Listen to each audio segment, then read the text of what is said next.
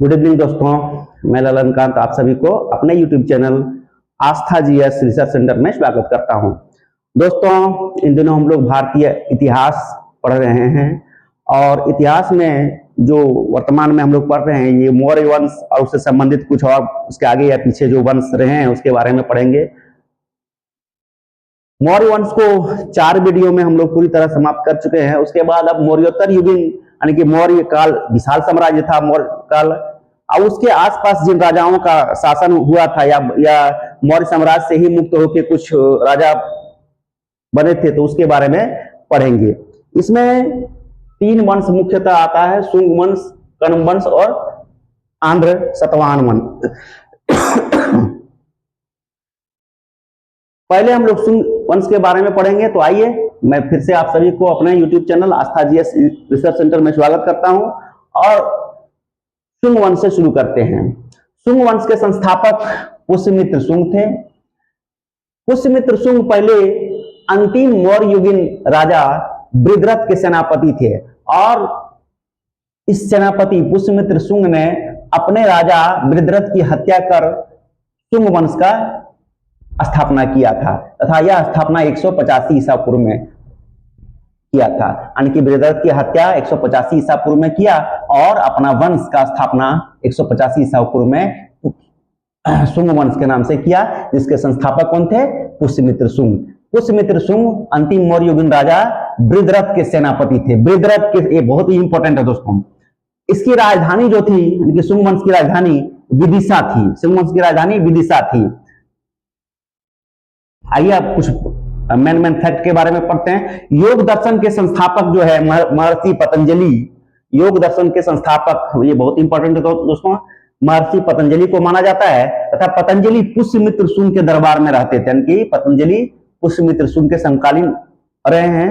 योग दर्शन के संस्थापक रहे हैं पतंजलि और यह पुष्यमित्र शुंग के दरबार में रहते थे। वान भट्ट की रचना जो हर्षचरित है, वान भट्ट द्वारा रचित रचना को हम लोग हर्षचरित कहते हैं, में अंतिम मौर्य शासक बृहद्रथ की हत्या कर उसके सेनापति पुष्यमित्र शुंग द्वारा करने का पुष्यमित्र शुंग द्वारा करने का वर्णन है। वान भट्ट रचित जो ये हम शॉर्ट में लिखे हैं दोस्तों, अपने हिसाब से आप लोग पूरा जो मेरा लेक्चर है उसके हिसाब से या अपने हिसाब से जो आपको अच्छा से याद रहे फैक्ट हम दे रहे हैं। वान भट्ट की रचना है एक हर्षचरित। उनकी पुस्तक में लिखी गई है कि अंतिम वान भट्ट की रचना हर्षचरित्र में इस बात का वर्णन है कि अंतिम मौर्य शासक बृहद्रथ की हत्या उसके सेनापति पुष्यमित्र शुंग द्वारा किया गया था। ये वान भट्ट की रचना हर्षचरित्र में इसका वर्णन मिलता है। पुष्यमित्र शुंग द्वारा अंतिम मौर्य राजा बृहद्रथ की हत्या की गई थी। कालिदास शुंगों को बैम्बिक वंश के ब्राह्मण मानते थे। बैम्बिक वंश के कालिदास शुंगों को बैम्बिक वंश के ब्राह्मण मानते थे। पुष्यमित्र शुंग ने मीनांडर को पराजित किया था। ये बहुत ही इंपॉर्टेंट है दोस्तों। पुष्यमित्र शुंग ने मीनांडर को पराजित किया था। भरूत स्तूप का निर्माण भरूत स्तूप का निर्माण जो है पुष्यमित्र शुंग ने करवाया था। एक शुंग वंश का जो लक्ष्य था दोस्तों, बौद्ध धर्म को पीछे छोड़ते हुए वैष्णव धर्म को आगे ले जाना शुंग वंश का प्रमुख लक्ष्य इन्होंने निर्धारित किया था। तो ये नोट कर लीजिएगा कि शुंग वंश का आगे आपको फैक्ट भी मिल जाएगा। शुंग वंश का प्रमुख लक्ष्य जो था वैष्णव धर्म को आगे ले जाना और बौद्ध धर्म को पीछे ढकेलना। इन्होंने भरूत स्तूप जो कि बौद्ध स्तूप है का निर्माण करवाया था। साथ ही जो सांची का स्तूप है वो बाहर से दिखे नहीं, उसको चारों ओर पत्थर से घिरवा दिया था। तो पुष्यमित्र शुंग का लक्ष्य था बौद्ध धर्म को पीछे छोड़ते हुए वैष्णव धर्म को आगे बढ़ाना।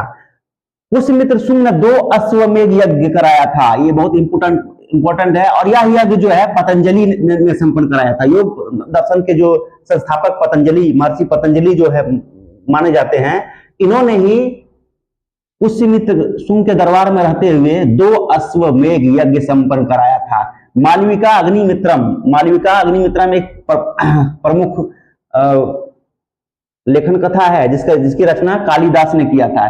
मैं अग्निमित्र शुंग जो कि पुष्यमित्र शुंग के पुत्र थे एवं उसकी प्रेमिका मालविका का प्रेम विवाह का वर्णन है। मालविका अग्निमित्रम, मालविका अग्निमित्रम एक कालिदास द्वारा रचित पुस्तक है जिसमें अग्निमित्र शुंग और उसकी प्रेमिका मालविका का प्रेम विवाह का वर्णन है।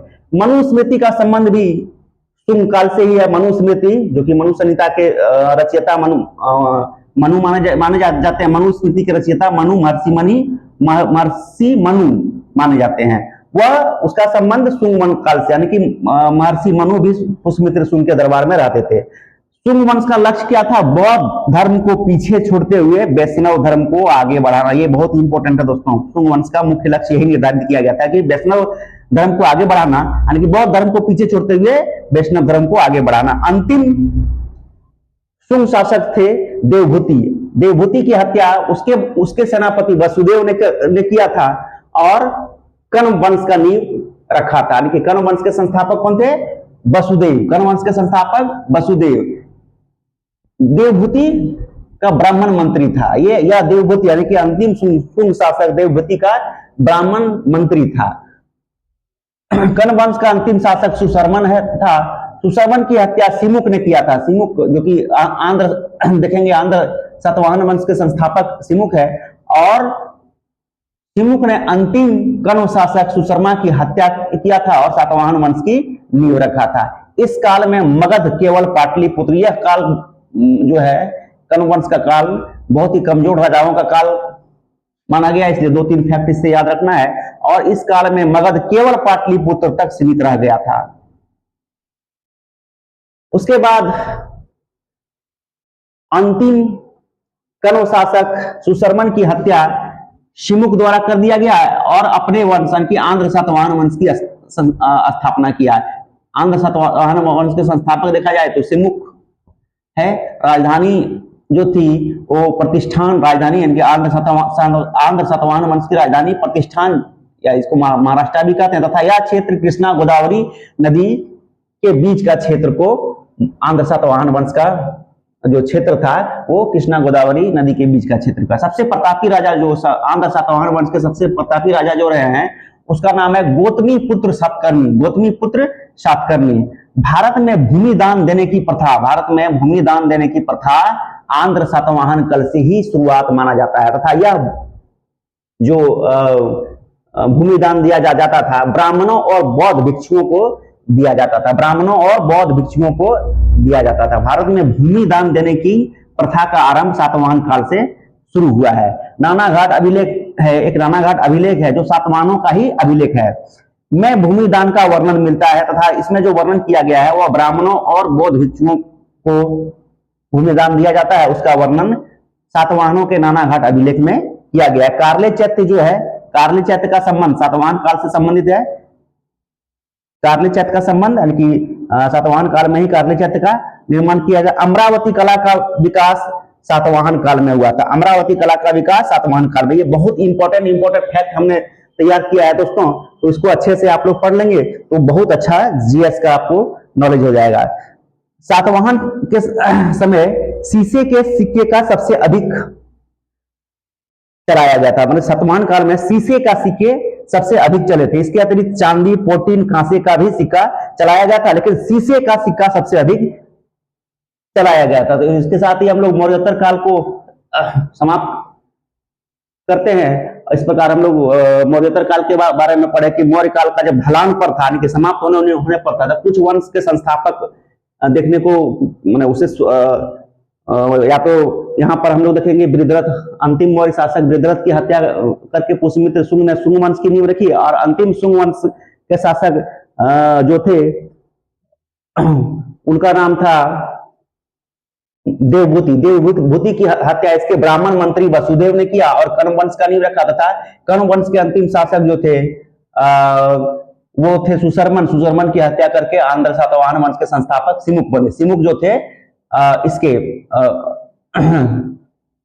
यानी कि सुशर्मन के सेनापति रहे होंगे या उनके दरबार में कोई रहे होंगे, उसके विश्वास पात्र उनका विश्वासघात करते हुए सुशर्मन की हत्या कर दिया और आंध्र सातवाहन वंश की नींव रखी। तो ये था दोस्तों आज का क्लास। आइए एक बार फिर से हम बढ़िया से रिकॉल कर देते हैं। शुंग वंश, इसके संस्थापक पुष्यमित्र शुंग हैं और पुष्यमित्र शुंग पहले अंतिम मौर्य वंश के महाराज बृहद्रथ के सेनापति थे। इन्होंने बृहद्रथ की हत्या की और अपने वंश सुंग वंश की नींव रखी। सुंग वंश के संस्थापक पुष्यमित्र शुंग 185 ईसा पूर्व में सुंग वंश की स्थापना किया गया था। इसकी राजधानी जो थी, सुंग वंश की राजधानी विदिशा थी। योग दर्शन के संस्थापक पतंजलि जो थे वह पुष्यमित्र शुंग के दरबार में रहते थे। वान भट्ट की एक रचना है हर्षचरित्र, इसमें इस बात का वर्णन किया गया है कि अंतिम मौर्य वंश के शासक बृहद्रथ की हत्या पुष्यमित्र शुंग ने किया था। ये वान भट्ट की रचना हर्षचरित्र में इसका उल्लेख है। कालिदास जो है शुंगों को बैम्बिक वंश का ब्राह्मण मानते थे। पुष्यमित्र शुंग ने मिनांडर को पराजित किया था, ये बहुत इंपॉर्टेंट उपलब्धि है। भरूच स्तूप का निर्माण पुष्यमित्र शुंग ने करवाया था। पुष्यमित्र शुंग ने 2 अश्वमेध यज्ञ कराया था। पुष्यमित्र शुंग ने 2 अश्वमेध यज्ञ कराया था तथा यह यज्ञ योग दर्शन के संस्थापक महर्षि पतंजलि द्वारा संपन्न कराया गया था। मालविका अग्निमित्रम कालिदास की एक महत्वपूर्ण रचना है। उसमें अग्निमित्र शुंग यानी कि अग्निमित्र शुंग जो थे पुष्यमित्र शुंग के पुत्र थे। अग्निमित्र शुंग और उसकी प्रेमिका मालविका का प्रेम विवाह का वर्णन है। मनुस्मृति का संबंध शुंग काल से था, कि मनु जो है महर्षि मनु स्मृति के संस्थापक बताया गया था। मनुस्मृति में दोस्तों जो हिंदू समाज के 4 वर्ण माने गए हैं, ब्राह्मण, क्षत्रिय, वैश्य और शूद्र, इन चारों में से शूद्रों की और महिलाओं सभी वर्ग के महिलाओं की चारों वर्ण के महिलाओं और शूद्रों की स्थिति बहुत ही निम्न बताई गई है। इसलिए ये समाज के लिए मनुस्मृति बिल्कुल भी फिट नहीं बैठता है। तो मनुस्मृति का संबंध भी शुंग काल से था और ये लोग जो थे ब्राह्मण थे। शुंग वंश के संस्थापक जो थे ब्राह्मण थे। शुंग वंश का लक्ष्य जो था बौद्ध धर्म को पीछे छोड़ते हुए वैष्णव धर्म को आगे बढ़ाना। अंतिम शुंग शासक देवभूति थे। देवभूति की हत्या इसके ब्राह्मण मंत्री वसुदेव ने किया था और कर्ण वंश का स्थापना किया। तो कर्ण वंश के संस्थापक कौन बने? वसुदेव बने। इस वंश का अंतिम शासक सुशर्मन था तथा सुशर्मन की हत्या सिमुक ने किया था और आंध्र सातवाहन वंश की स्थापना किया था। यहाँ पर आंध्र सातवाहन वंश की स्थापना इस काल में मगध केवल पाटलिपुत्र तक सीमित रह गया था। आंध्र सातवाहन वंश के संस्थापक सिमुक थे, जिसने अपने राजा सुशर्मन की हत्या कर आंध्र सातवाहन वंश की स्थापना की। राजधानी प्रतिष्ठान थी जो महाराष्ट्र में पड़ता है तथा इसका क्षेत्र आंध्र सातवाहन वंश का क्षेत्र जो है कृष्णा गोदावरी नदी के बीच का क्षेत्र पड़ता था। सबसे प्रतापी राजा देखा जाए तो गौतमी पुत्र सातकर्णी को माना जाता है। भारत में भूमि दान देने की प्रथा आंध्र सातवाहन वंश से ही शुरू हुआ था तथा यह भूमि दान ब्राह्मणों और बौद्ध भिक्षुओं को दिया जाता था। नानाघाट अभिलेख सातवाहनों का एक अभिलेख है, नानाघाट अभिलेख, जिसमें भूमि दान देने का वर्णन मिलता है तथा यह भूमि दान ब्राह्मणों और बौद्ध भिक्षुओं को दिया जाता था। कार्ले चैत्य का निर्माण सातवाहन काल में हुआ था। इनके कार्ले चैत्य का संबंध सातवाहन काल से है। अमरावती कला का विकास सातवाहन काल में हुआ था।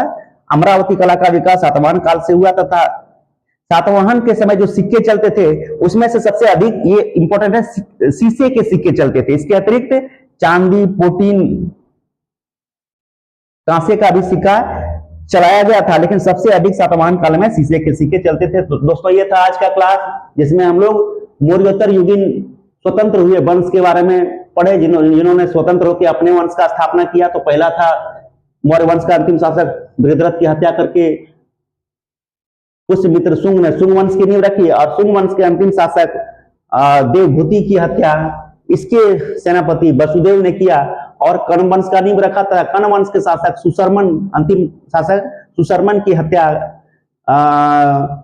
सिमुक ने किया और आंध्र सातवाहन वंश के संस्थापक बने।